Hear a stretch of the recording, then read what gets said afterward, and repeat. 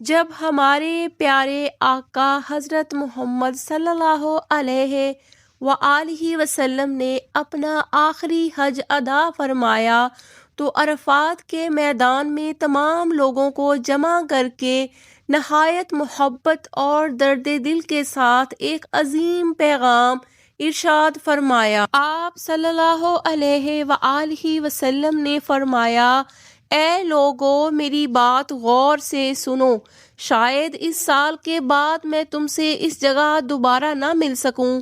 پھر آپ صلی اللہ علیہ وآلہ وسلم نے فرمایا، جس طرح آج کا دن، یہ مہینہ اور یہ جگہ مقدس ہے، اسی طرح تمہاری جان، تمہارا مال اور تمہاری عزت بھی ایک دوسرے کے لیے مقدس ہے۔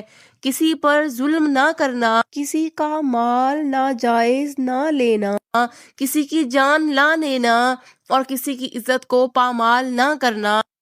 پھر نبی کریم صلی اللہ علیہ وآلہ وسلم نے فرمایا، عورتیں تمہارے پاس اللہ کی امانت ہیں، ان کا خیال رکھو اور ان کے ساتھ حسن سلوک کرو۔ اس کے بعد آپ صلی اللہ علیہ وآلہ وسلم نے ایک ایسا اصول بیان فرمایا جو قیامت تک کے لیے انسانیت کا منشور ہے۔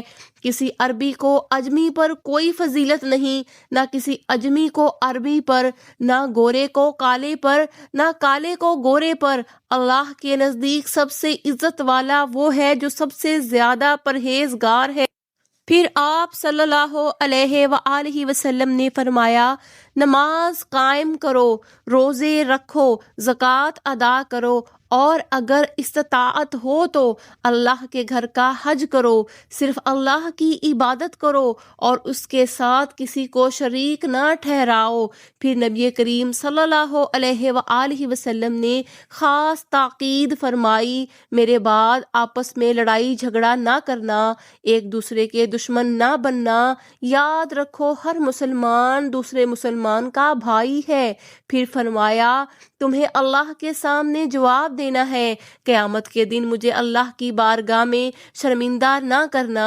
اور آخر میں وہ عظیم جملہ ارشاد فرمایا جس میں ہماری نجات ہے، میں تمہارے درمیان دو چیزیں چھوڑے جا رہا ہوں، اگر تم انہیں مضبوطی سے تھامے رکھو گے تو کبھی گمراہ نہیں ہوگے، اللہ کی کتاب قرآن مجید اور میری سنت۔ پھر آپ صلی اللہ علیہ وآلہ وسلم نے فرمایا، جو یہاں موجود ہیں وہ یہ پیغام ان تک ضرور پہنچا دیں جو یہاں موجود نہیں۔ آخر میں آپ صلی اللہ علیہ وآلہ وسلم نے صحابہ سے پوچھا، کیا میں نے اللہ کا پیغام تم تک پہنچا دیا؟